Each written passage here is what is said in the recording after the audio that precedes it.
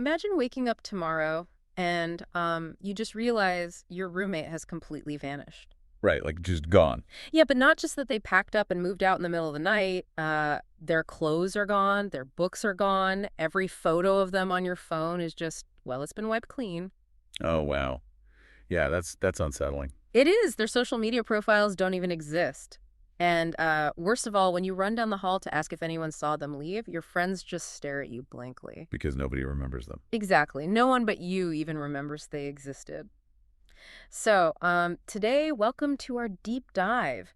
We are exploring a deeply unsettling concept, which is what happens when a community simply decides it is easier to forget. Yeah, and it really forces us to confront how fragile our shared reality actually is. We rely entirely on the collective memory of the people around us to validate our own experiences, We really do. And when that collective memory starts to intentionally erode, when people choose apathy over the hard work of remembering, the fabric of a community begins to unravel in ways that look almost supernatural. It really does. And just to set the stage for you listening, we are broadcasting this morning with the distinct reflective aesthetic of a Chesterton Radio Daybreak broadcast. It is mid-May. Specifically, it's Thursday, May 14th, 2026, here in Atchison, Kansas. And the air outside is really starting to warm up. Oh, yeah, beautiful morning. Yeah. We are looking at a breezy afternoon, getting up near 81 degrees, though. We might see a few morning showers passing through the Missouri River Valley first. Which is so needed, honestly. And there really is a distinct rhythm to a spring morning like this. Yeah. A sense of renewal that, well, it demands you pay attention to the physical world right in front of you. Right. It actually reminds me of today's Chesterton Radio Morning Prayer, reflecting on the Gospel of John, chapter 15. That beautiful passage about abiding in Christ's love and the sacrificial nature of true friendship. Yeah, laying down your life for your friends. It's profoundly grounding. It sanctifies the ordinary. It does. And that physical, ordinary world is exactly where our materials begin today, because we are looking at a stack of sources that they seem entirely unrelated at first glance. Right. It's quite the mix. Yeah. So we have the upcoming vendor schedule for the local Atchison Farmers Market. Then we have an internal FYI bulletin from Benedictine College detailing the events of finals and commencement week. And then we have this absolutely breathtaking piece of original Chesterton Radio short fiction titled The Lantern Road. And that is set right here on the college campus. Which is just a brilliant story. And the mission for this deep dive is to figure out the connective tissue between those sources. Okay, let's unpack this. All right. Because we are going to examine how the very ordinary acts of, planting potatoes or graduating from college and mourning the loss of a friend, how all of that is actively combating a supernatural mythological force called the quiet. Yeah. The quiet operates as the central antagonist in the fiction piece, but, and this is key, as we unpack the real-world events happening in Atchison this week, we'll see that this antagonist isn't purely fictional. No. It is a very real sociological dynamic. It's apathy. So true. So, let's start with the soil, actually. I want to look at the Atchison Farmers Market because the documentation here just grounds us immediately. Yeah, it really roots you in the place. Exactly. So they are opening their first outdoor Saturday market of the season on May 16th. It's right down on Main Street from 8 a.m. to noon. Nice. And they also have a Wednesday afternoon market starting May 20, which incorporates a story time hosted by the local library. And those logistical details highlight a very specific type of economic infrastructure. I mean, a market operating in the center of town on a Saturday morning and a Wednesday afternoon, it forces a disruption of the standard, frictionless consumer routine. Right, you can't just swipe an app for it. Exactly. You can't just click a button and have groceries magically appear on your porch. You have to physically walk down Main Street, interact with your neighbors, and engage directly with the people who actually grew your food. And that direct engagement is really what stands out in the vendor profiles we got. Like, look at Carrie, who runs Cedar Lane Farm. Oh, her story is great. It is. She started the farm back in 2009, but her path wasn't just like a sudden whim. She went to Kansas State University, got a degree in horticulture, and then she actually left the state entirely. Right. She went to the East Coast, didn't she? Yeah. She traveled to Massachusetts to apprentice for 2 seasons on certified organic vegetable farms. So she gathered all of this highly specific, really demanding knowledge, and then she made the deliberate choice to bring it all the way back to her hometown in Kansas. And that trajectory completely reverses a decades-long sociological trend. The brain drain, right? Yes, exactly. Since, like, the mid-20th century, the standard narrative for rural America has been this brain drain. Young people leave small towns to acquire specialized education, and they rarely return. They take that intellectual capital to major urban centers. Right. So Carrie's decision to bring an organic horticulture education back to Atchison, it is a conscious subversion of that trend. She is actively choosing to enrich her local ecosystem, rather than some anonymous corporate one. I love that. And she is not alone in that deliberate choice either. The profile for Dan, who runs DT Livestock and Produce with his wife, contains a detail that completely stopped me in my tracks. Oh, I know exactly what you're going to say. It's wild. So they operate about 11 acres of gardens over in Donovan County, and they've been doing this for over 20 years. And Dan states directly in his profile that they plant everything by hand or with antique pull-type planters. Yep. Specifically, he says they plant their potatoes using a team of mules. A team of mules. Yeah. Operating in the year 2026. Right. But my initial reaction to reading that is honestly a little skepticism. I mean, we live in an era of satellite-guided tractors, precision agriculture, AI-driven soil analysis. Right. It sounds totally backward. Yeah. Isn't walking behind a team of mules just like performative luditism? Like, is there any actual tangible benefit to doing this, or is it just to sell the romance of the 19th century at a Saturday market? Well, it is far from performative. The choice to use draft animals like mules rather than heavy machinery, it fundamentally alters the relationship between the farmer and the land. How so? From a purely agronomic standpoint, heavy tractors cause severe soil compaction. They literally crush the porous structure of the soil, which makes it harder for water to infiltrate and roots to grow. Oh, I never even thought of that. Yeah. A team of mules exerts a fraction of that ground pressure. But more importantly, the pacing is biological, not mechanical. Meaning the speed of the work is dictated by a living creature, not an engine. Precisely. A tractor imposes its will on the environment. You can run it 24 hours a day with headlights if you want to. Right, you just add diesel and go. Exactly. But a mule gets tired. A mule needs water. A mule requires the farmer to be acutely, physically attuned to the state of another living being. Wow. The farmer is forced to work in partnership with creation rather than merely extracting from it. It is a humbling mechanism. You cannot rush the planting. You must submit to the natural rhythm of the animal and the season. See, to me, this physical limitation acts as a necessary anchor. Think about it. In our current digital environment, we are constantly absorbing abstract data from thousands of miles away. We doom scroll through global crises, economic reports, social media feeds, and it induces this state of chronic low-level anxiety because we are entirely untethered from our immediate physical surroundings. Oh, absolutely. We're floating in the digital cloud. Yes. But when you walk down to the market and buy a sack of potatoes from a man who had to, listen to the breathing of a mule to plant them, that transaction yanks you right out of the digital fog. It forces you to acknowledge reality. And that physical anchoring is the core function of local traditions. Yeah. I mean, the Atchison Farmers Market isn't some new pop-up. It has been operating since 1998. Wow. Yeah. And the vendors collectively hold over 200 years of farming experience. That represents an immense repository of generational wisdom. It really does. And it acts as a central hub for civic health, too, which is evidenced by the presence of the Live Well Atchison County booth.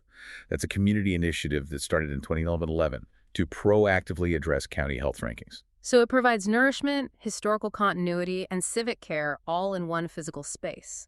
The community basically demands that its members show up in person. Yes. And that physical demand for presence is mirrored perfectly by the events happening just up the hill at Benedictine College this week. Oh, the transition from the agricultural rhythms of the town to the academic and spiritual rhythms of the college. It reveals the exact same underlying need for structure. Let's examine the Benedictine College FYI email bulletin. This is from Monday, May 11th, 2026. On a surface level, it captures that frantic, high-stakes atmosphere of higher education in the spring. Oh, yeah. Finals week. It is finals week. The Murphy Recreation Center has been entirely repurposed for final exams, open from 5:3 in the morning until 11:00 at night. That is a long day. Yeah, you can just visualize the sheer exhaustion, right? Yeah. Students cramming, faculty coordinating the delivery and pickup of exams at the Student Success Center. It is a machine running at maximum capacity. And that manic energy is just the standard tempo of a university preparing to conclude its academic year. Okay. The Raven store is advertising their 1858 Throwdown Cruise sweatshirts. Faculty committees are pushing for proposals for the 2026 Faculty Fellows Program. Right, right. Everything is pointed aggressively toward the future. But right in the middle of this intense forward momentum, the bulletin delivers a jarring halt. Under the at a glance section, the very first item listed is the funeral arrangement for Alex Lynch. Right. Senior student who passed away the previous Friday.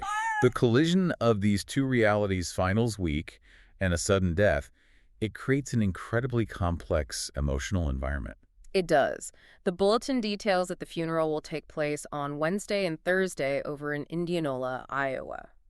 There is a visitation and rosary on Wednesday evening at St. Thomas Aquinas Catholic Church, followed by the Mass on Thursday morning. Mm-hmm. The college is even linking to a tribute written by one of his friends, Jack Figg, and it just makes you think the student body is being asked to celebrate the ultimate milestone of graduation while simultaneously processing the ultimate grief of losing a peer. Yeah. How does a community psychologically manage that level of cognitive dissonance? Well, they manage it through a practice the bulletin itself highlights later on, which is co-suffering. There is a panel scheduled for Wednesday at Cana House titled Human Suffering in War. Oh. Yeah, Dr. Tori Baucom discusses his experiences with Polish families taking in Ukrainian refugees, and Dr. Edward Mulholland speaks about his time volunteering at the Karatepe refugee camp in Greece.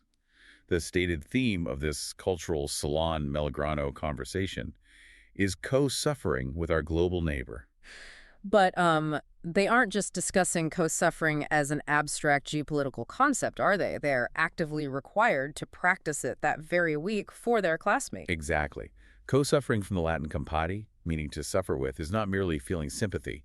Sympathy is standing on the shore and feeling bad for someone who's drowning. Mm-hmm. Co-suffering is jumping into the water. It requires a community to deliberately carry a portion of another's grief so the individual is not crushed by it entirely. Wow. By mourning Alex Lynch during commencement week, the student body refuses to let their joy erase the reality of death, and they refuse to let the death extinguish the joy of their achievements.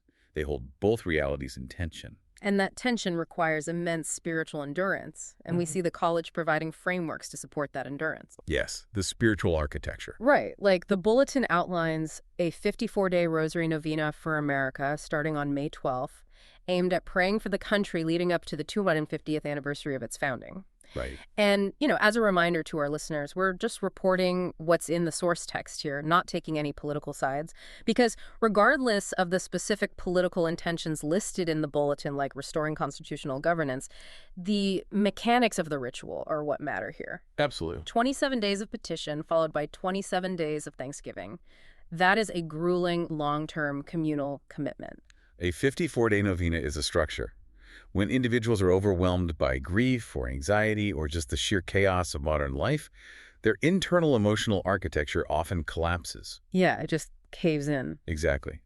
Rituals provide an external architecture to lean against until the internal one can be rebuilt. Here's where it gets really interesting, though.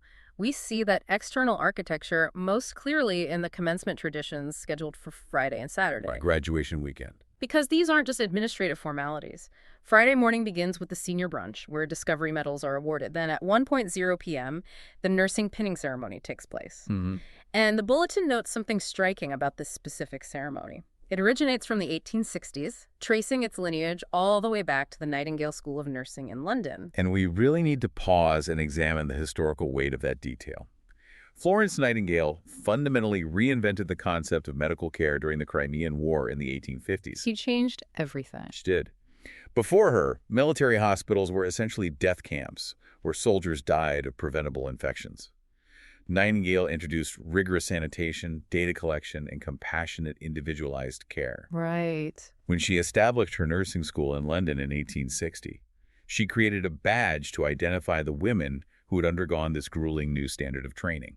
So when a nursing student in Kansas in 2026 walks across a stage to receive her Benedictine College nursing pin, she isn't just getting, like, a piece of jewelry to put on her resume. No, not at all. She is being physically inducted into a lineage that stretches back to the muddy, cholera-ridden wards of the Crimean War.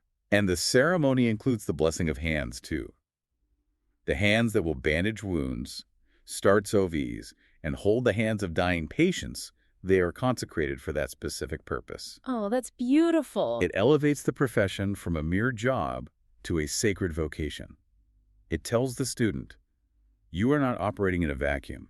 You are part of an ancient legacy of co-suffering. And this historical continuity is present in the sequence of events that follows, right? The graduates gather around the Benedictine Bee for a class photo. They process up the Raven Walk lined with faculty and then participate in the March of Light. The March of Light, yes. Where every student places a candle at the grotto before heading to the baccalaureate mass. And lighting a candle is perhaps one of the oldest human rituals. It is a physical manifestation of memory and hope. Exactly. And when you look at the entirety of this week, the candles at the grotto, the nightingale pins, the 54 days of repeated prayer, the road trip to Iowa to say a rosary for a lost friend, these are defense mechanisms. That's exactly what they are. They are human technologies designed to combat the natural decay of time. Without the pin, the history of nursing fades into a textbook footnote. Without the funeral, the memory of Alice Lynch becomes an unspoken absence. All right. Ritual is how we weaponize memory against the forces that want us to forget. And that exact conflict, the battle to protect memory against the passive erosion of time and apathy, is the literal plot of the Chesterton Radio original short story we have in our stack. Oh, I'm so excited to talk about this part. Let's step into The Lantern Road, Book I, The Bell Beneath the Hill. Such a great title. It is. And the transition from the real-world spring of Atchison to the fictional winter of the story is jarring but deeply effective. The opening sentence sets a tone of complete isolation. It says, "The snow began before the bells." Chilling, literally. Yeah. The author sketches this suffocating winter storm moving over the Missouri River Valley, burying the stone stairways of Benedictine College, leaving only the bell towers visible through the fog. And winter, in this context, acts as a physical metaphor for isolation. The snow muffles sound, it restricts movement, and it cuts the campus off from the rest of the world. Right. It creates a liminal space where the boundaries between the ordinary and the mythological become really porous. It feels like a classic BBC fantasy drama or, something out of Narnia or The Princess and the Goblin. Yeah, that's the exact vibe. So we are introduced to 3 central characters navigating this frozen landscape. First, there is the tall girl. She is a freshman dancer, and the text emphasizes her sensitivity. She hasn't become jaded yet. She still feels a sense of wonder, just walking across the campus, enjoying the moments when the college feels like, quote, the edge of another country. And her capacity for wonder is her primary defining trait. In classical literature, wonder is the prerequisite for encountering the divine or the magical. Oh, that's true. Those who are entirely cynical are blind to the supernatural. You have to be open to it, like she is. And contrast her with her older sister, known only as the Keeper. She's a senior, an elite goalkeeper for the soccer team, and she is hyper-observant, but in a tactical, grounded way. He's practical. Very practical. She notices the physical details of her environment. The text notes she is one of those rare college figures who seem larger than life, the kind of athlete little girls at local camps idolize. Yeah, she provides the physical and practical protection for her younger sister. But then we have the third member of their trio, who is arguably the most perceptive of them all, and that is Kitty. Ah, yes, Kitty. Kitty is a black and white pit bull mix. But he is not just a companion animal. The story gives Kitty an explicitly spiritual dimension. He will stop abruptly in the snow, lift one paw, and stare into the darkness at entities the humans cannot perceive. Which is creepy, but also amazing. And most remarkably, Kitty prays. Wait, the dog prays. Yeah, literally. The dog drops to his paws and bows his head beside the chapel steps. This behavior makes some students smile, causes others to cross themselves, and reportedly brought one theology professor to tears. The inclusion of a praying dog is just a brilliant piece of magical realism. Animals lack the complex intellectual barriers that humans build. They operate on pure instinct and immediate perception. They just see things as they are. Exactly. Kitty detects the shifting spiritual atmosphere long before the human characters realize anything is wrong. And what Kitty is reacting to is a creeping, pervasive dread. The tall girl starts noticing small anomalies. Conversations trail off. Names are half remembered. People seem to vanish from the edges of the campus consciousness. It begins as a low-level cognitive dissonance before escalating into a tangible horror. Right. And the inciting incident centers around a sophomore named Emily. She doesn't show up for a philosophy class. At first, her roommate assumes she just went home for the weekend. Which happens all the time. Yeah. But within a few hours, the reality unravels. The roommate suddenly claims she never had a roommate. By evening, Emily's dorm room is bare, no posters, no clothes, no evidence anyone ever lived there. That is terrifying. And when the tall girl checks social media, Emily's digital footprint has been eradicated. No photos, no messages, no existence. Wiped completely. Yes. The chilling part is that everyone's memory of Emily has also been wiped. Only the tall girl, the keeper, and Kitty retain any knowledge of her. And this introduces the primary antagonist of the mythology, known simply as the Quiet. Notice that the antagonist is not a monster stalking the woods. It doesn't use physical violence. Right. The Quiet is the personification of apathy. The story explicitly states that this force spreads wherever people surrender wonder, wherever gratitude dies, and wherever stories are no longer told. Yeah, later in the narrative, a character called the Keeper of Crossings explains how the Quiet manages to steal people's names. He says it takes them, quote, by persuading the world to stop remembering them. But, I have to push back on the supernatural framing here for a second. Isn't this just a dramatized version of how we treat each other every day? How do you mean? Well, in the modern era, we ghost people. We change jobs or move to a new city, and we let old friendships wither away purely out of convenience. The friction of maintaining adult relationships is high, so we just stop trying. That's a very fair point. The people we used to know slowly fade into the background until it feels like they were never part of our lives. The Quiet is just our own sociological apathy given a name. And the story diagnoses that exact modern condition. The insidious nature of the Quiet is that forgetting feels peaceful at first. Remembering requires effort. It really does. Maintaining a friendship requires time, emotional energy, and vulnerability. When someone dies, remembering them brings the pain of grief. The Quiet offers an alternative. Just let it go. Stop caring. Surrender the memory and the pain disappears. It is a comfortable, deadly numbness. And this connects directly back to our analysis of the Atchison Farmers Market and the Benedictine College rituals. If the Quiet feeds on the abandonment of memory and the loss of intentionality, then the actions of the townspeople are literal weapons against it. They're the countermeasures. When Dan chooses the difficult, slow process of walking behind a team of mules instead of sitting in a climate-controlled tractor, he is fighting the Quiet. Yeah. He is refusing the easy, numb path. When the nursing students accept the historical weight of the Nightingale pin, they are fighting the Quiet. They are fiercely holding on to a specific memory. But the characters in the story need help to fight a force this deeply embedded in the metaphysical structure of their reality. They need guides who can navigate both the empirical evidence of the disappearances and the spiritual nature of the enemy. And this is where the author brilliantly introduces two towering figures of 20th century literature, Sherlock Holmes and Father Brown. I love how they are brought into the narrative. Father Brown arrives first, ostensibly for a winter retreat series on campus. He is described with perfect fidelity to G.K. Chesterton's original character. Yes, very true to form. Mild, looking vaguely windblown, carrying a battered umbrella, and seemingly more concerned with his misplaced luggage than any impending danger. Yet beneath that unassuming exterior is a razor-sharp pastoral intuition. Oh, definitely. When the tall girl desperately tries to explain that Emily has been erased from existence, Father Brown doesn't dismiss her as hysterical. He tells her, I generally believe frightened people when they tell the truth. And Father Brown operates on the intuition of faith in human nature. He doesn't require a footprint or a bloodstain to know that evil is present. He observes the psychological state of the victims. He sees right through to the soul. He does. And he immediately understands the significance of Kitty's posture of prayer.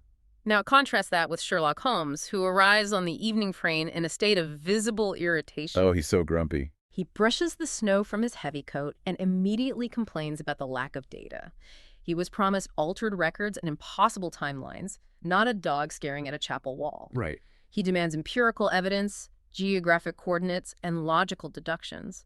He even notes that Kitty visibly dislikes him. The dynamic between Holmes and Father Brown establishes a profound philosophical debate. But I want to be clear here. Holmes is not the villain here. He is not close-minded. No, I'll actually take Holmes' side for a moment. In the 21st century, we need Holmes. When people go missing, we don't need mystical theories. We need data.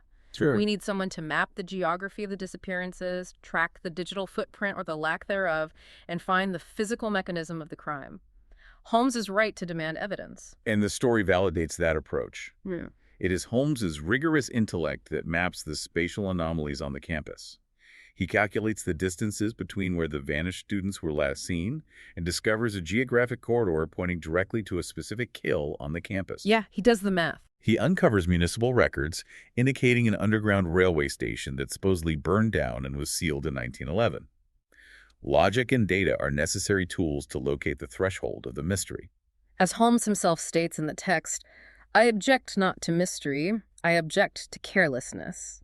He demands that even the supernatural must adhere to some form of internal logic. Exactly. So their combined approaches lead them into the ancient tunnels beneath the college. The description of this descent is claustrophobic and ancient. It's so atmospheric. They find the walls lined with carvings that predate the establishment of the college itself. There are symbols of lanterns, stars, bells, doors, and a kneeling hound. Foreshadowing Kitty, of course. Yes. And at the bottom, they find the abandoned 1911 underground station. But it isn't empty. The platform is lit by iron lanterns, and an archaic steam train is idling on the tracks. This is the discovery of the Lantern Road. They meet a figure called the Keeper of Crossings, an ancient, exhausted man carrying a heavy ring of iron keys. He provides the defining rule of this hidden infrastructure. He says, the Lantern Road exists wherever memory survives. It is a metaphysical subway system. It doesn't bridge physical distances between cities. No, it bridges the conceptual distances between meanings and loyalties. And the environment inside the station defies empirical measurement, which thoroughly aggravates Holmes. The clocks hanging above the platform show completely different times. One reads 4:12, another midnight, and a third has no hands at all. Because time here is subjective, measured by the weight of memory rather than the ticking of a gear. But the most revealing interaction happens right before they board the train. The conductor, an imposing figure, tips his hat specifically to Kitty the dog and greets him, saying, "Good evening, Watcher." And Holmes is baffled by the deference shown to an animal. He asks Father Brown to explain the title Watcher. And Father Brown delivers what might be the thematic core of the entire narrative. He says, because gratitude is a form of memory, and dogs are grateful creatures. That concept, gratitude as a form of memory, is staggering. It really is. Humans construct memory through complex narratives, photographs, and historical records. We can memorize a list of facts about a person without actually caring about them. Right, like Holmes and his data. Exactly. But a dog doesn't have access to historical data. A dog remembers its owner through pure instinctual loyalty. A dog remembers who fed it, who sheltered it, and who showed it affection. That gratitude is embedded in the animal's very posture. It acts as a direct critique of a purely analytical worldview. Holmes can memorize the train schedules and the architectural blueprints of the station, but his intellect alone cannot protect him against a force that feeds on emotional apathy. Logic can locate the door, but it cannot sustain the human spirit once the door is opened. To survive the quiet, you must possess the watcher instinct. You must be deeply, instinctively grateful for the existence of others. Yes. I think every person listening to this needs to pause and evaluate their own relationships against that metric. Do you navigate your social circles like Sherlock Holmes, keeping track of people like data points, fulfilling obligations purely out of logic? That's a really challenging question. Or do you cultivate the instinctual, fierce gratitude of the watcher? When you think of your friends, do you just remember their job titles and addresses? Or do you feel a visceral gratitude that they occupy a space in your life? And the stakes of that distinction become violently clear once the group boards the train and it begins to move through the subterranean darkness. The journey is terrifying. The quiet doesn't attack with weapons, it attacks with an overwhelming psychological pressure. Featureless shadows glide alongside the train cars. A non-human blank face appears in the frosted glass of the window, hungry and hollow. And then the heavy carriage door slowly begins to slide open on its own, allowing the freezing snow and the absolute dark to pour into the cabin. And Holmes reacts instinctively with physical force. He throws his entire weight against the door, trying to muscle it closed against the vacuum outside. But his physical strength is entirely useless against a metaphysical void. The cold keeps pouring in, and this is where the debate between empiricism and faith reaches its resolution. Yeah, Father Brown's moment. Father Brown doesn't panic. He doesn't try to help Holmes push the door. He simply stands up, steadying himself against the sway of the train, and begins to pray aloud. The text notes that his voice isn't loud, but it possesses a sudden, immovable weight, and the effect on the environment is immediate. The pressure against the door just collapses. Yes. The shadows recoil from the glass. The dark retreats, allowing Holmes to finally slam the door shut. Holmes is left staring at the mild little priest in absolute shock, and Father Brown offers an observation that completely reframes the narrative. My dear Holmes, you have spent your life studying the structure of evil. You should not be surprised to discover that goodness also possesses structure. That phrase, the structure of goodness, is essential to understanding the Chestertonian philosophy. It is. Modern society often treats goodness as merely an absence of bad behavior or a vague subjective feeling of niceness. But Chesterton argued that goodness is architectural. It has load-bearing walls. Virtues, rituals, liturgies, and acts of self-sacrifice are not just sentimental ideas. They are the structural beams of reality. They are as objectively real and powerful as the laws of thermodynamics. So Father Brown's prayer wasn't a desperate wish. It was the deployment of structural goodness against the structural decay of the quiet. And they need every piece of that architecture as the train screeches to a halt at its final destination. We arrive at the climax of the story, the Bell of St. Arden. Such an epic scene. When the carriage step off the train platform, they find themselves in a town that is completely frozen. The canals are solid ice, the lantern posts are dead, the streets are empty. But Father Brown makes a crucial distinction. He notes that in a plague town, the residents die. This town is different. The residents here have been surrendered. Right. St. Arden is a place that has been entirely forgotten by the world above. It is the ultimate manifestation of the quiet's victory, and the atmosphere is suffocating. There are thousands of soft whispers echoing across the frozen valley, constantly repeating a single command: forget, forget, forget. And the psychological assault on the tall girl is agonizing. She can literally feel the memories of Emily and the other vanished students slipping out of her mind. She struggles to recall the sound of Emily's laugh or the color of her coat. Because the temptation to surrender is almost insurmountable. The whispers promise her that if she just lets the memories go, the pain will stop, the cold will stop, she could just go to sleep. But the keeper, acting as the grounded protector, has to grab her sister by the shoulders and physically shake her to keep her tethered to reality. This sequence dramatizes the heavy burden of memory. Remembering someone who is gone, whether they have vanished into a supernatural void or passed away from a sudden illness like the student in Iowa, is an act of suffering. It is a weight. The sisters are standing in the frozen dark, being offered a choice.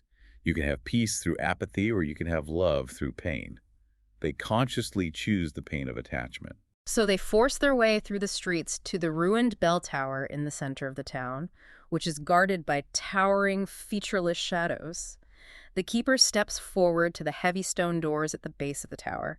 Fulfilling her namesake, she places her hands against the stone, and the ancient symbols carved into the door, the lanterns, the stars, the doors, the hound they blaze with light. She acts as the gatekeeper, opening the way for them to ascend the spiraling staircase. And at the top of the tower hangs a massive, silent iron bell. And the keeper of crossings, who has followed them, reveals the final, devastating mechanic of the Lantern Road. He tells them, the bell only rings for those who remember. It is not a mechanical lever. You cannot produce a sound through sheer physical force. Right. The bell is an instrument fueled by memory. And then Kitty steps forward, sits squarely beneath the massive iron lip of the bell, and assumes his posture of prayer. The pure, instinctual gratitude of the watcher activates the space. The inscriptions on the bell begin to emit a soft glow. And in that light, the tall girl's mind clears. She suddenly recalls every detail of the vanished students, their faces, their quirks, their names. She embodies the role of the rememberer, but she cannot pull the massive rope alone. The keeper of crossings instructs them that the act must be shared. The rememberer and the keeper must ring it together. It requires both the visionary wonder of the younger sister and the protective strength of the older sister. They grasp the heavy braided rope together. They close their eyes, bracing against the furious, screaming whispers of the quiet, and they throw their combined weight backward. And the sound of the bell is not described as a mere noise. The text says the tone crosses the valley like living light. The sonic wave physically shatters the apathy. It does. The impact is spectacular. Snow explodes off the rooftops of St. Arden. The dead lantern posts suddenly blaze awake with fire, and the effect ripples backward across the entire Lantern Road. Back to the real world. Yes. In the dormitories of Benedictine College, textbooks materialize back onto empty desks. Photographs reappear on walls. Forgotten names snap back into the consciousness of the student body.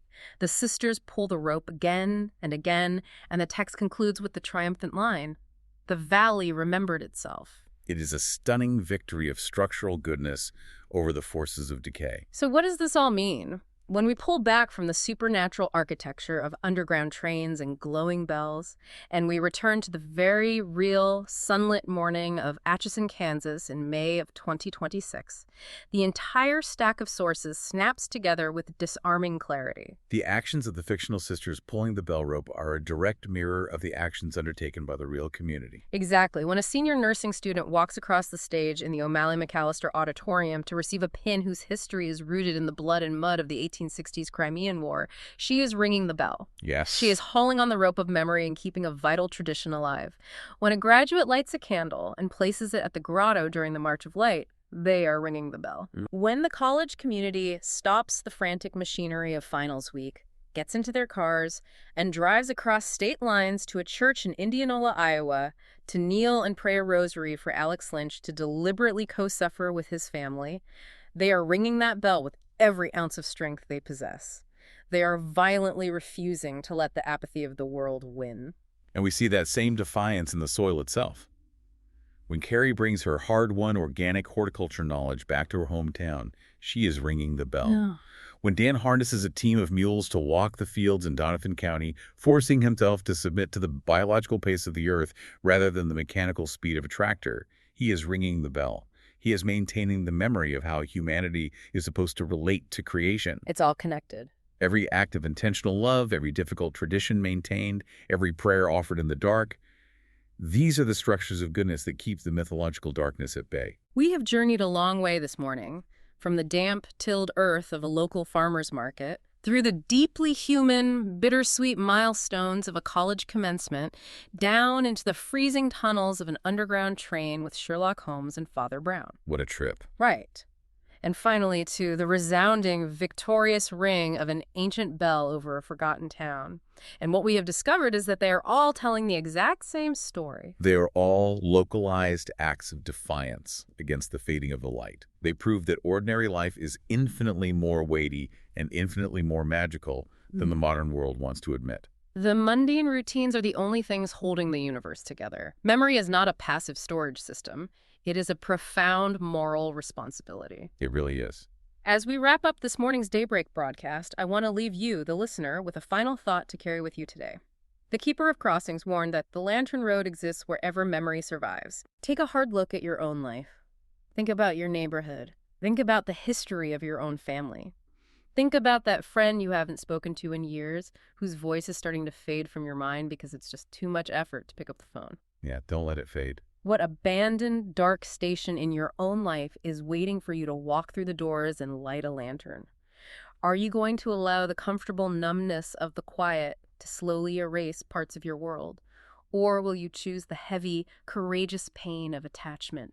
Will you step up to the rope and be the rememberer? It is a decision that must be remade every single morning. It absolutely is. Thank you for joining us at the table today for this deep dive. If this conversation brought some light to your morning, please subscribe and support the program so we can continue uncovering these stories. Return tomorrow morning, same time, same place. Look out over your own foggy mornings. Find your physical anchors, and whatever you do, keep the bells ringing.